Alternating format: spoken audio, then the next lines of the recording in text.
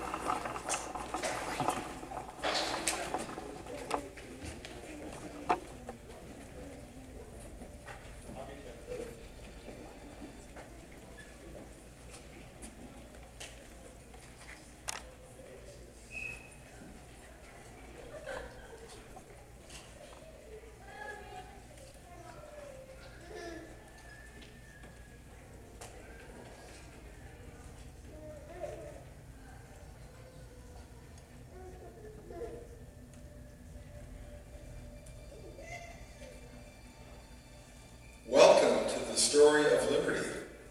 On this day, February 21st, in 1952, a man named Jim Elliot, a missionary, arrived in Ecuador with the purpose of evangelizing the Ecuadorian Indians. It's an amazing story, and there was actually a film made about these young men. Jim Elliot, Pete Fleming, Ed McCully, Roger Udarian, and Nate Saint, who was their pilot.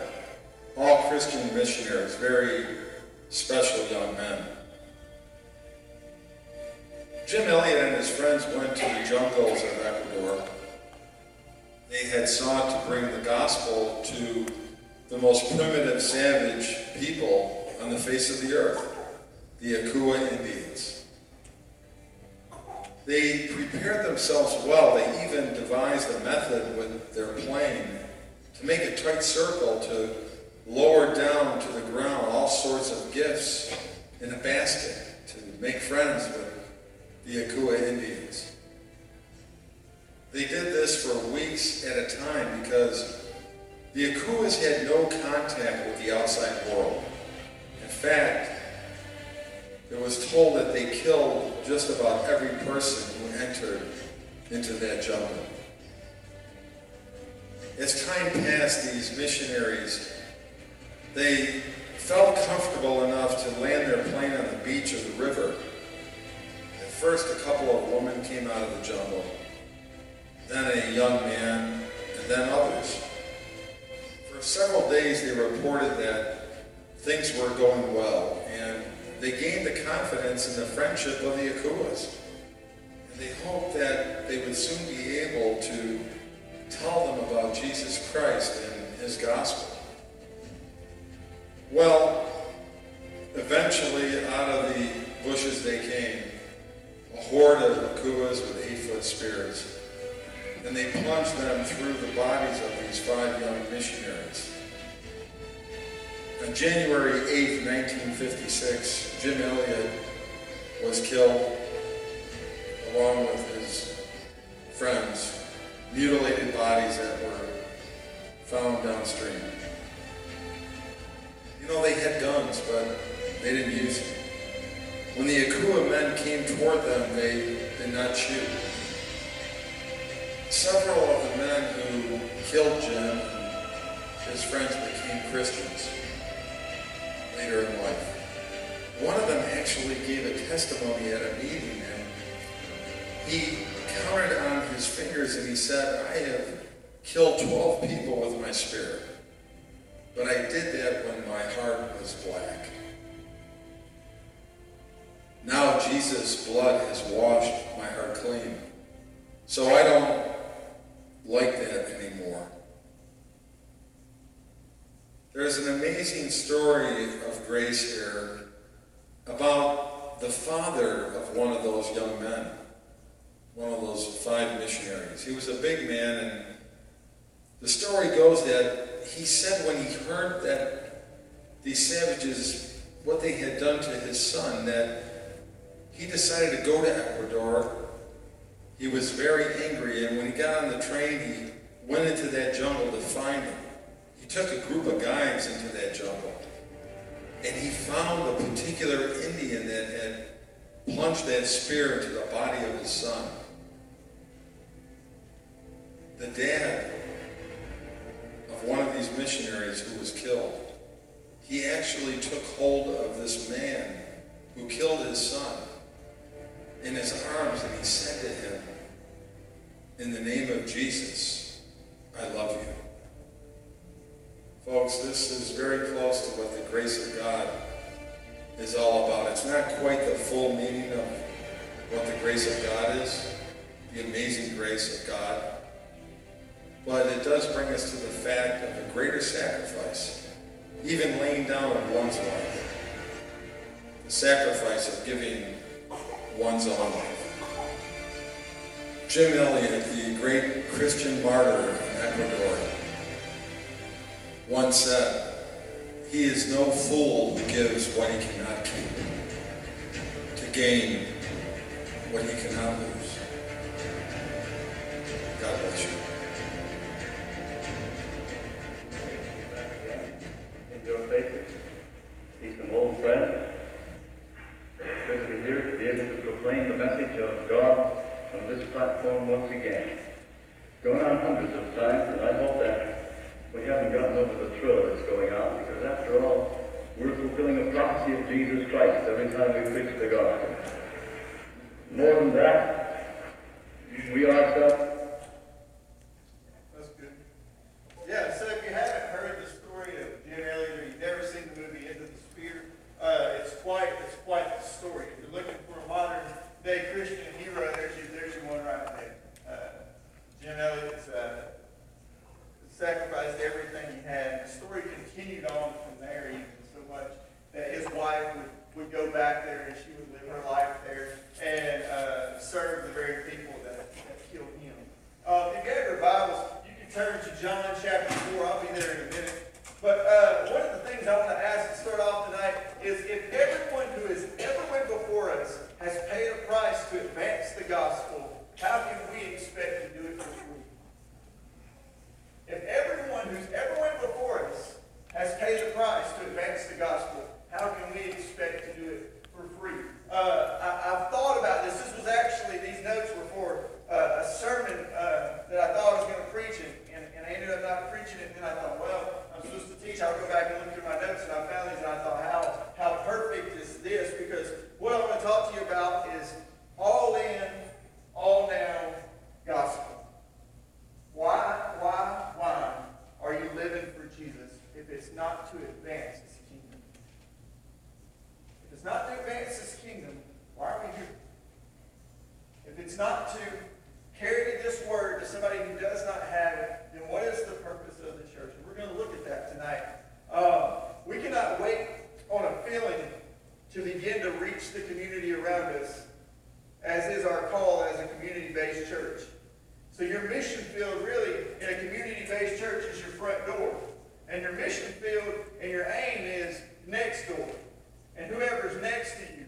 And it starts there. And it starts whoever you come in contact with. And the martyr, Jim Elliot, he said this right here. He said, I may no longer depend on pleasant impulses to bring me before the Lord. I must rather respond to principles I know to be right, whether I feel them to be enjoyable or not. There's a lot of things that we need to do for the gospel that aren't going to give us funny feelings. There's a lot of things that we need to do for the gospel that aren't going to be comfortable. And if they were, if everything was comfortable and everything about the gospel was comfortable, then why in the world would somebody like Paul have to pay the price that he had to pay? Why would somebody like Jim Elliot have to lay down his life and die? If it was meant for us to be casual and comfortable and always in our comfort zone and never feeling pressed or never feeling the need to really go, then what would be the value of somebody like Paul giving his whole life to suffering? Do you remember in Acts it says this?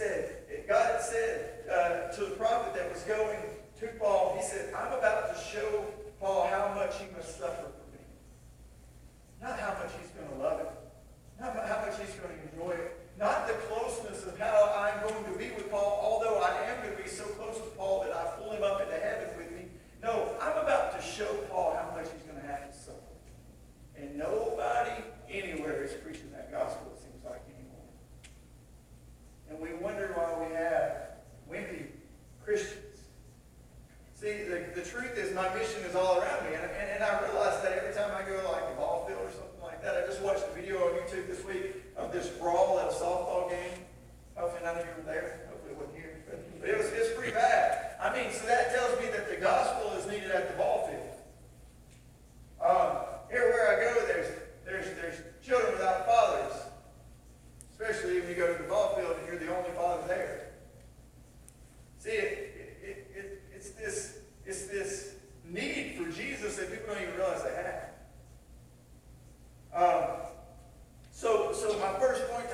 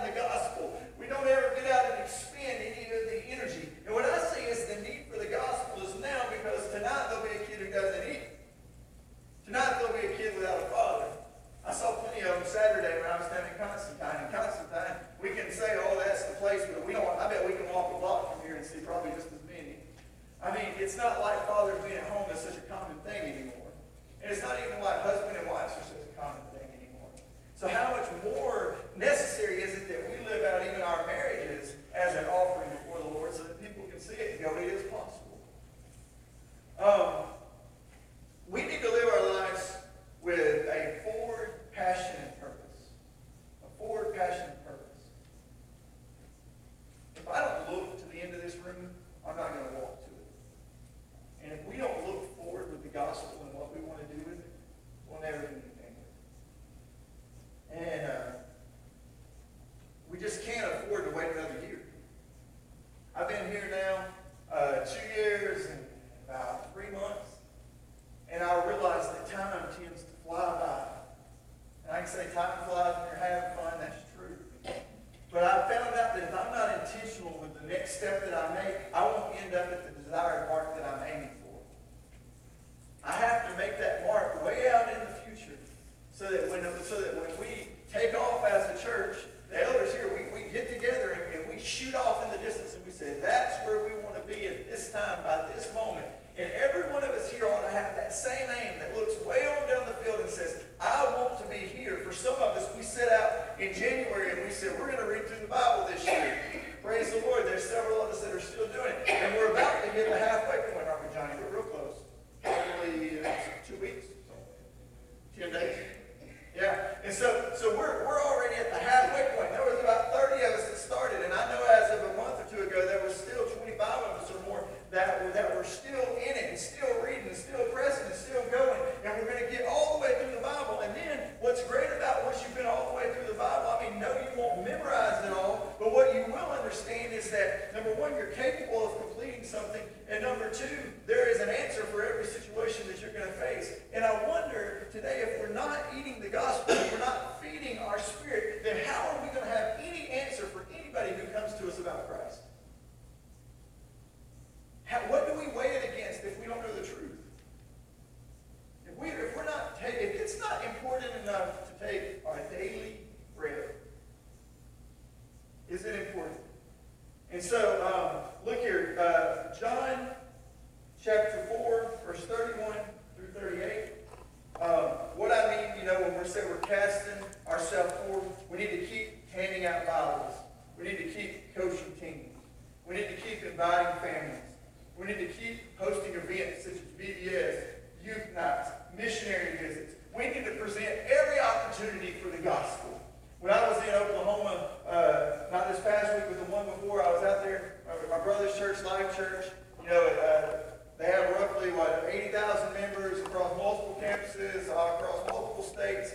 And in that week alone, they had saw 800 salvations. 800 salvations. Because they keep presenting the gospel. Keep presenting the gospel. Keep presenting the gospel. Keep laying it on. Because it'll be God who draws people out of his kindness. But it's going to be us who is the mouthpiece for God. John chapter 4, 31. All right, here we go. Meanwhile, his disciples urged him, and they said, Rabbi, eat something. But he said to them, I have food to eat that you know nothing about. In other words, I ate before I came. Then his disciples said to each other, could someone have brought him food? And he said, my food, said Jesus, is to do the will of him who sent me and to finish his work. And then he said, don't you have a saying? It's still 4 months into harvest. I tell you, open your eyes and look at the fields. They are ripe for harvest. Even now, the one who reaps draws a wage and harvests a crop for eternal life, so that the sower and the reaper may be glad together. Thus the saying, one sows and another one reaps, is true. I sent you to reap what you have not worked for. That's big there, guys. Others have done this hard work. Have they done the hard work? And you have reaped the benefits of their labor. He said, don't tell me that the field is ripe later. The field is ripe today. Think about your path today. What have you done today? Because today's all that matters, because today's all you have. And one day we won't have tomorrow. Today may be our last today. And so what he's saying, he says, look out, the field is ripe and the harvest. The field is ripe now. And somebody has gone before you and already done the hard work, so you're going to get to go in and just pick and eat. That's a pretty good deal. I don't know if any of you ever done much farming. I haven't done much, thank goodness, because my garden was pretty sad this year. think I've had about 3 squash, and they were about that long. I don't know. I'm not very good at this. But what I do know is I know that farming is hard work. Everybody knows it's pretty tough that does it. And it's nice when somebody else does the work for you. I get to walk in the grocery store, and I get to eat the fruit of their harvest. I get to eat the labor of their hand. And I don't have to do anything but pay for it. And sometimes people are good enough to me to give it to me for free. And those are the times that are real nice, right? And so Jesus is offering it for free. Now let me show you this next verse. Matthew 9:36-38. When he saw the crowds, he had compassion on them, because they were harassed and helpless, like sheep without a shepherd. And then he said to his disciples, the harvest is plentiful, but the workers are few. Ask the Lord of the harvest, therefore, to send out workers into his field. All right. And y'all know this is my thing here. This is what I like. But this is what it says. It says, the field is white with harvest. All right. If something is ripe with harvest, it means it's ready to pick, right? It's ready to pick. Go get it. But the laborers are few. There's a paradox here. It's ripe to harvest. The laborers are few. There's only one outcome in this. Ripe to harvest. Laborers are few. Something's not getting picked. That's right.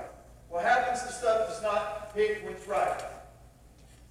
It dies on the vine. It dies on the vine. So we have an abundance that's ready to harvest. We have only a few people to work. So something is rotting and dying on the vine. So what happens to the harvest that isn't picked? It rots and it dies. So this is what it comes out to. This is my only understanding of the gospel that this could mean. Is that there are people all around us ready to receive the gospel, but there's all these people that are not carrying it to them. So if there's people ready to receive the gospel, they're the harvest. That's right. But if there's no one to carry it to them, they're going to die on the vine. So there's going to be people in hell simply because they went asked. They didn't get picked because there wasn't enough laborers to go get them. That's my only conclusion out of these verses I can come to. It's that if the harvest is plentiful, it means everywhere I go there's a possibility to reap something. But if the laborers are few, then there's not enough people to do it. So something's not getting picked. And that means that there was someone who was willing, who was ready, if they would have just been asked to receive the gospel. But they're not going to make it because somebody was too lazy to go get it. And that should break our heart. And that should destroy us. If we're who we say we are. It would destroy Jesus. It doesn't destroy Jesus. Harvest is plentiful. In other words, someone has already went out and done the work. Someone has already prepared me. You know, I got a grandmother who probably every day I've been alive, she's probably praying for me. She did some of the work before somebody else reaped me giving my life to her. She put in the work before somebody else benefited. Before you guys benefited me being your pastor, she put in the work. It's because she did the hard work. And somebody, for those people that are out there, probably even these people who live in this house up here, who I just see them on Sunday, they're not here at church and they're not in any church anywhere else. But somebody's probably put in the hard work, and they're right here in our yard. And they say they love us. Like if you talk to them, they'll tell you, that's like, we love y'all. Well, y'all have been really good to us. But they don't come here. And I wonder if they know the Jesus that we know, and I wonder if we've shown Jesus in a way that makes him attractive to them. Because it hasn't been attractive enough for them to come across the yard yet. And that I feel guilty about. All right, so the laborers are few. And what I realize too is that all we have today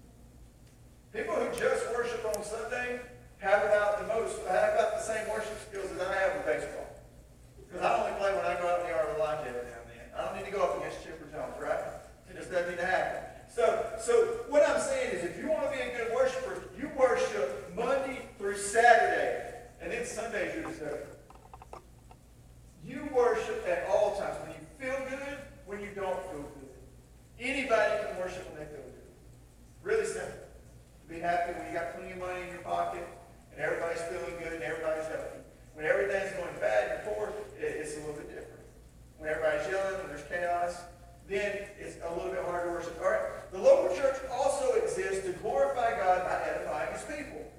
But we're going to glorify God first, and then we're going to edify His people. And we're going to edify His people so that they can glorify God too, and so that they can work to glorify God. Because see, everything has to come back under that umbrella of the glorification of God.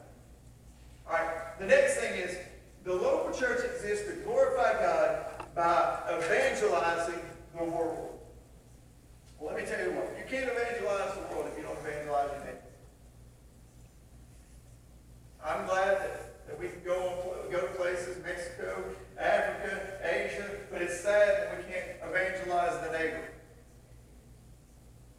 We have a language barrier in all those other places, and we try to go and work our way through that language barrier that we don't have here, but yet we don't reach our neighbor very well.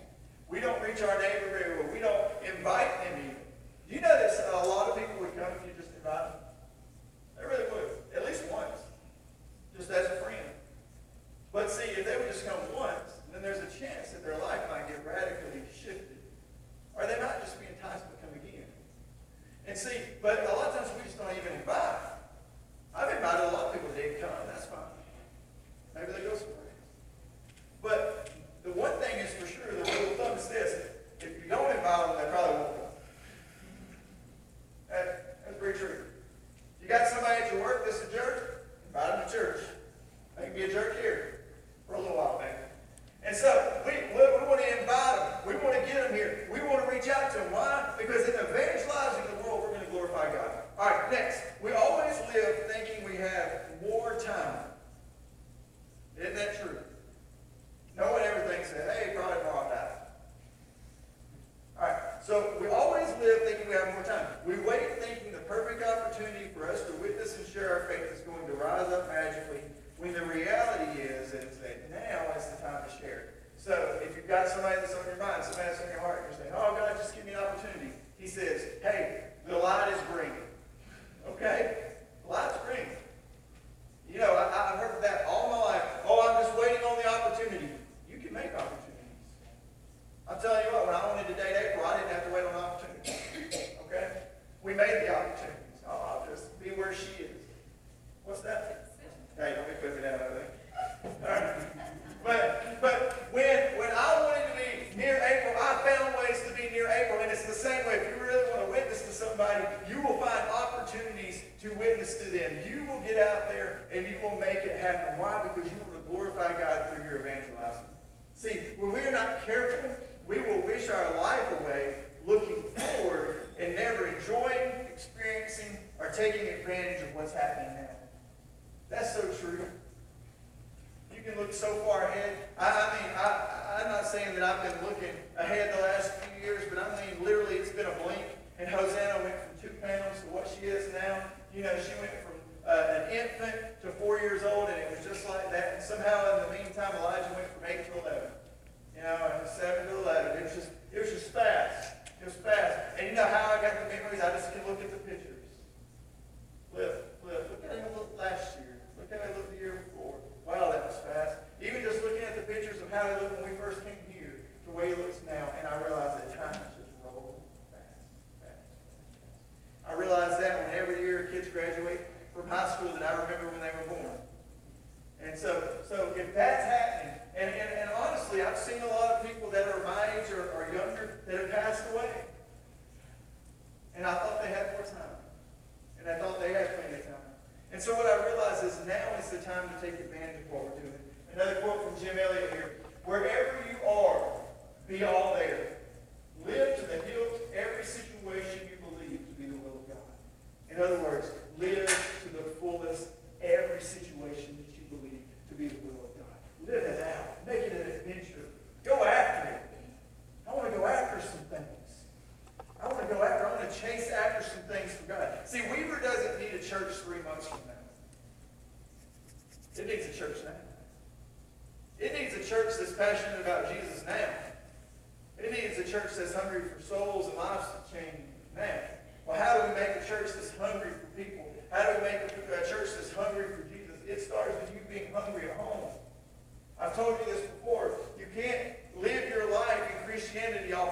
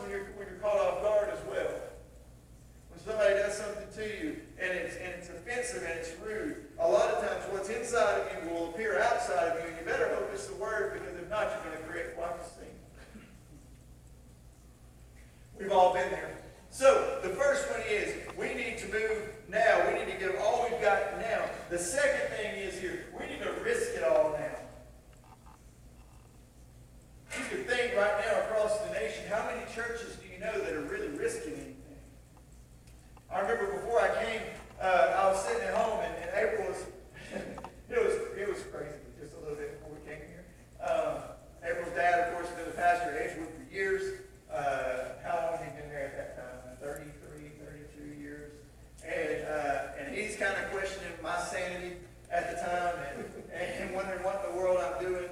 And I'm telling him I'm just doing what's in front of me and telling the Lord to close the door if it ain't the right thing. I'm just going to keep walking. And he's good with that, and he's good to me. But I remember April, I can still remember, I sat on the couch, April sitting in the recliner, and she looks over at me and she says, "Are you 100% sure this is what we're supposed to do?" I said, "I ain't 100% sure about anything. I'm not 100% sure." I said, "All I know is it looks like God's fingerprint. Everything that he's ever done looks just like this." And I remember I laid there, and I remember this too. I remember when I called and I told him I'm definitely going to take it. I remember all of a sudden there was this real, this heaviness on me. And it was like God wanted to let me know what I was taking on. Take it seriously, because this is real. And I remember that night I listened and I thought, I'm a whole lot of people's pastor. That's kind of scary. But now I love it and I run with it. But what I realized is I laid there that night, and right before we made our decision to come, I remember thinking these words: big risk, big reward; little risk, little reward; but no risk, no reward. And in the situation we were in, under the covering that we were at Edgewood, in the position that I held as the worship pastor there, that I could have been from now until Jesus come back probably, there was a no risk, no reward kind of environment going on. And I just knew that in order for my soul to be content, I was going to have to take a risk. And some of you have been sitting so tightly in these chairs for so long, and you're wondering what you're missing in life, and God's saying, it's time to take a risk. Every now and then, you've got to roll the dice. When I meet with the elders, sometimes I say, guys, we're at a place where we've got to take a risk. If we want to see it go from here to here, we're going to have to roll the dice at some point. There's going to be a point where we're Peter and we're standing on the boat and we're saying, Jesus, can we come to you? And that first step onto the water has to be a little bit of a nerve-up one. And it's funny to me that Peter actually took several steps on the water before he got afraid. I think I'd have been afraid the first one. And you had a lot of good men that stayed inside of the boat that wasn't really willing to risk it. But what's even greater is even for those, Jesus ended up coming into the boat with him. Look at this. After Jim Elliot, like I said, we got to risk it all now. But after Jim Elliot was killed, his wife Elizabeth returned to continue the work of her husband, the work that he had started, and she was quoted saying this right here: "I have one desire now, to have a life of reckless abandon for the Lord, to live this life of reckless abandon for the Lord, putting all my energy and strength in it." Have you ever served the Lord so hard that you was tired? Have you ever gotten in bed at night and been exhausted? I have. Where I've laid it all down, where I knew there was nothing else I could do, where it may not even have worked out the right way, but I laid it down and I said, you know what, God, I'm exhausted from this today. But I'm exhausted for you. And help me be exhausted tomorrow and the next day, because I want to give everything I have for him. Elizabeth Elliot, she understood the cost of spreading the gospel. She understood the cost of spreading the gospel because she paid for it in her husband's life. She paid for it in her husband's life. See, there's a cost to the gospel. You don't just get it for free. You don't go and evangelize a whole group of Ecuadorian Indians who've never known Jesus for free. You don't happen that way. You have to risk in order to gain reward. All right, she was also later quoted as saying this here: "There is nothing worth living for unless it's worth dying for." There's nothing worth living for unless it's worth dying for.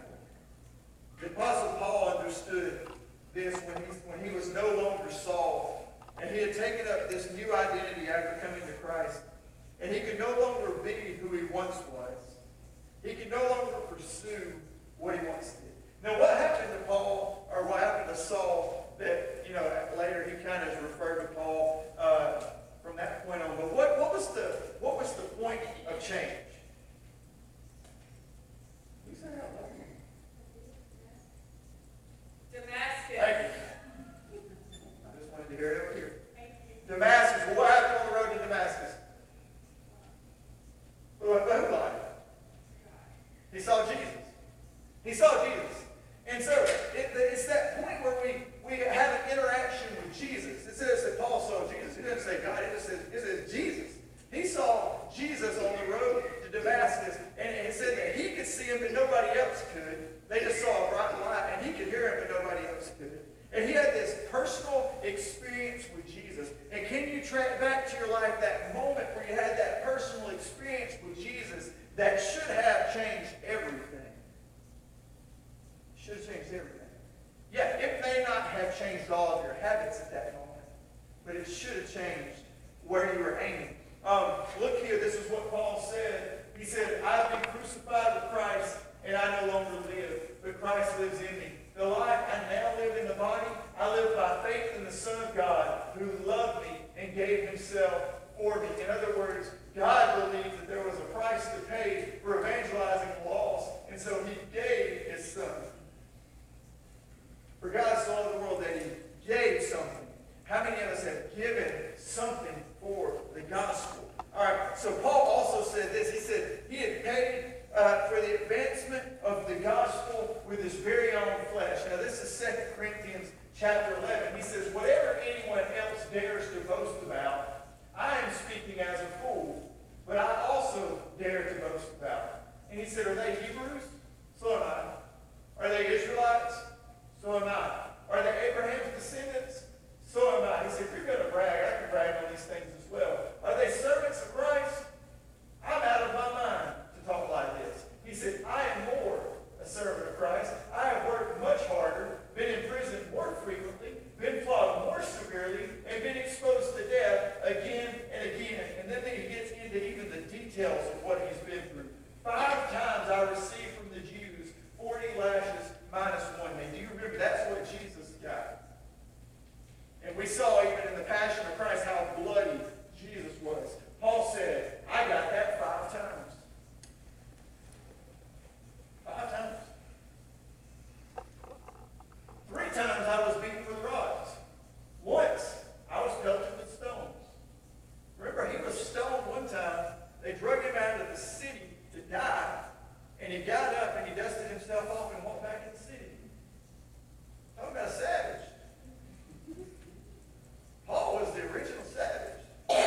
He went and it says that he dusted himself back off. He went back in the city, spent the night in the city, and then left on his own will the next day. Almost like, just like, you're not going to kick me out. I'll leave when I want to leave.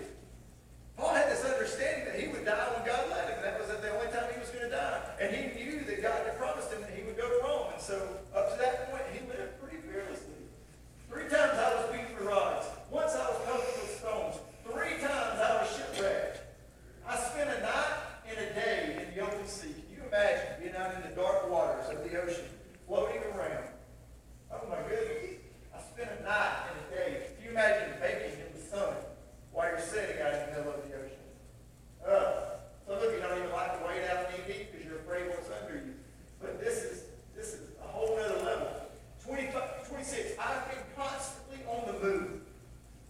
I have been in danger from rivers, in danger from bandits, in danger from my fellow Jews, which probably hurt the worst, in danger from Gentiles, in danger in the city, in danger in the country, in danger at sea, and in danger from false believers. My goodness. I have labored and toiled and have often gone without sleep. I have known hunger and thirst and have often gone without food. Often gone without food. I've been cold, naked. Besides everything else, I face the daily pressure of my concern for all the churches.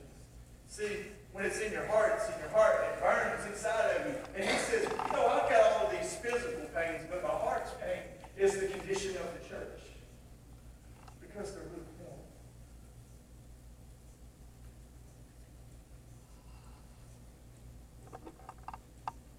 Who is weak, and I do not feel weak? Who is led into sin, and I do not even be burned? If I must boast, I will boast of the things that show my weakness.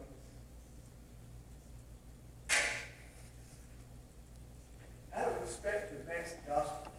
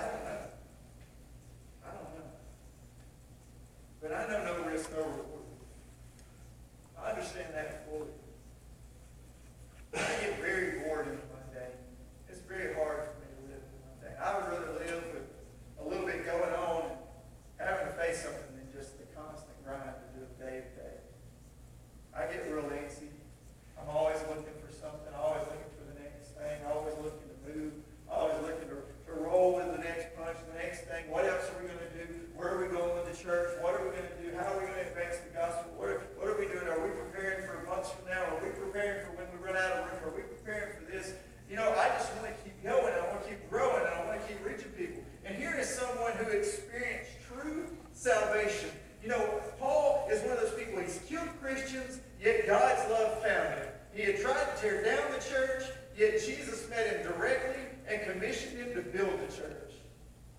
And we scratch our heads at people that walk in here sometimes. We're like, who are these people? You know, this person's a little strange. This person's a little different. And God went to the very enemy and made him the Savior.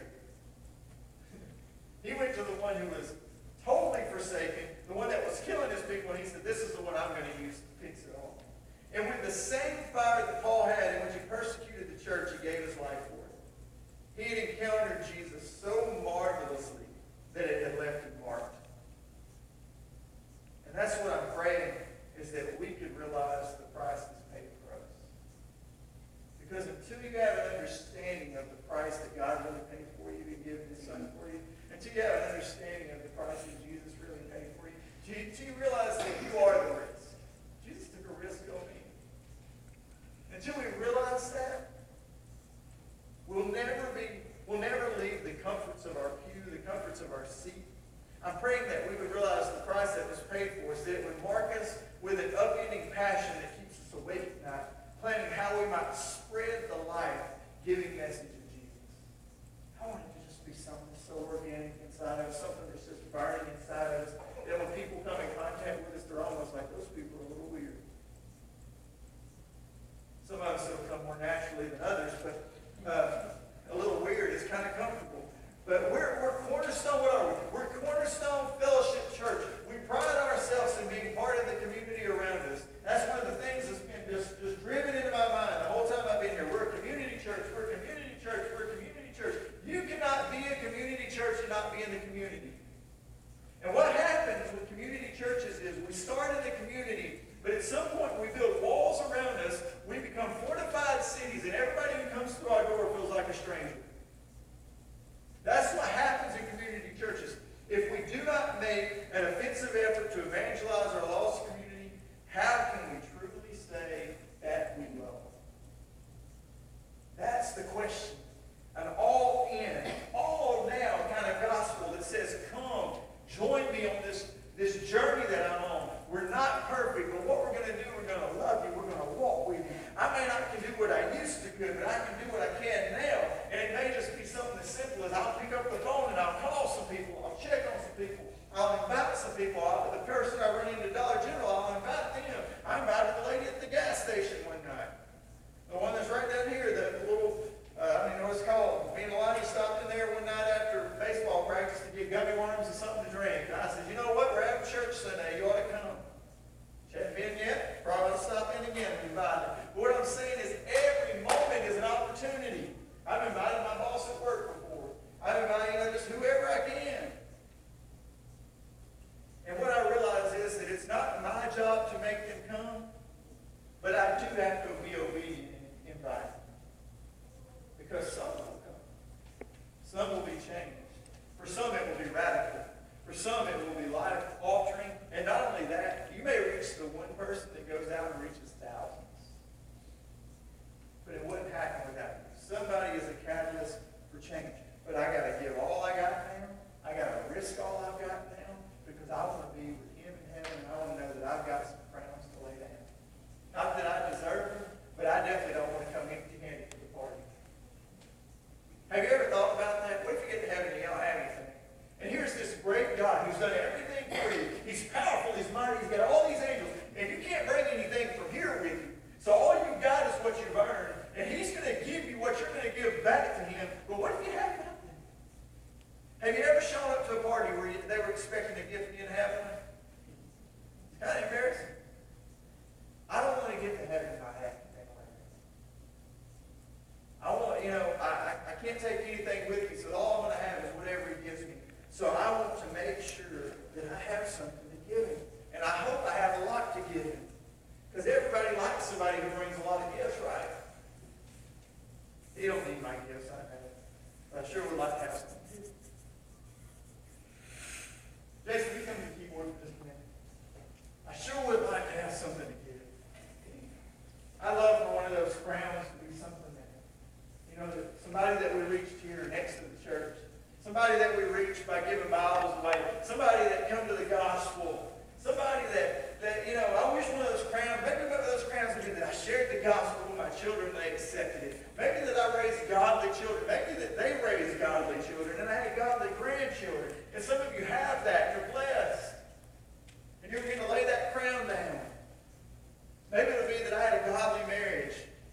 That I was faithful, April, all those years that we'll have together from now on. Well, maybe that'll be the crown I get to lay down. Maybe it'll be that I led one of you to the Lord. Maybe that it's that I got to baptize one of you. Maybe it's that we did something so amazingly and so awesome in this community that it really did uproot everything. Let's stand together. Talking about an all-in, all-down kind of gospel that realizes that God risked it all for us, and in turn, we need to have some risk in it for Him. There's a term, it's called having some skin in the game. When's the last time that you had some skin in the game for the gospel?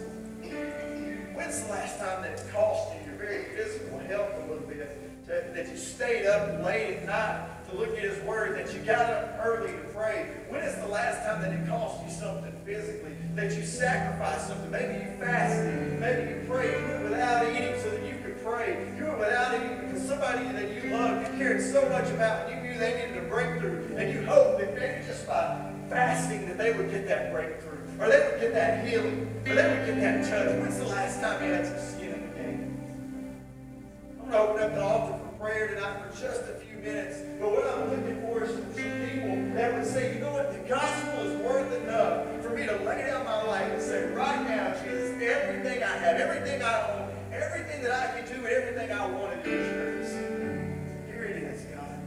Whatever you can do with this, I'm for it. Jason's going to sing for a minute. Jason, you sing whatever you want to sing, brother. And as he sings, I just want you to ask, do I still have some skin in the game? Take advantage when we open this altar. Take some time before the Lord. I'm going to pray for a minute here myself tonight.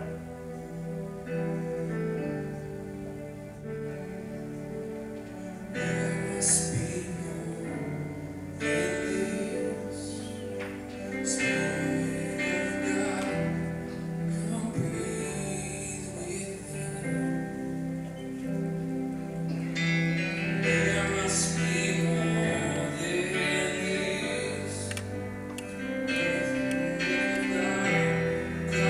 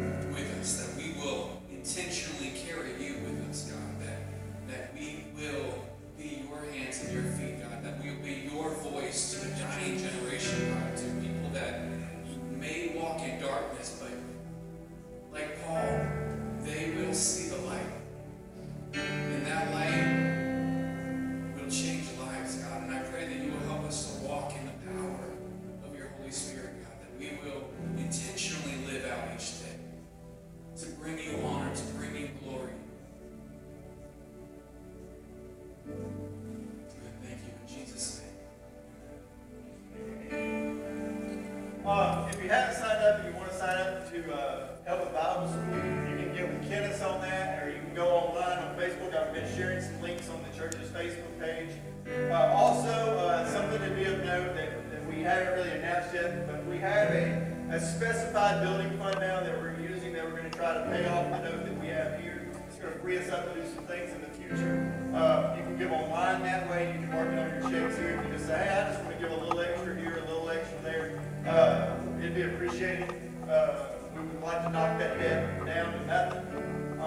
And then have the opportunity to build a new sanctuary out front. That's, of course, the ultimate goal. We don't have a timeline on that. It's really whatever the doors got opens up right now. But we do have that available. You can mark your stuff that way. And you can give online by, like if you were to do text to give, you just do the amount and the word building. Is the way that it works to the text to give. And then also, if you've seen on Facebook, we're doing an update to our call list because we have a lot of new people that aren't on our call list. And on the church's Facebook page, there's a link you can go on. You can fill out a form, give us your phone number, and then that way, if we have announcements of something like is major happening at the church, like a work day, or if our church is canceled due to weather, we'll send out a call, and we have a system that we call in, and it announces to everybody. Basically, it calls all those numbers and tells them stuff. So be part of all of those things. And check on the sick, because there's a lot of them right now. But you're dismissed. Thank you for being here tonight.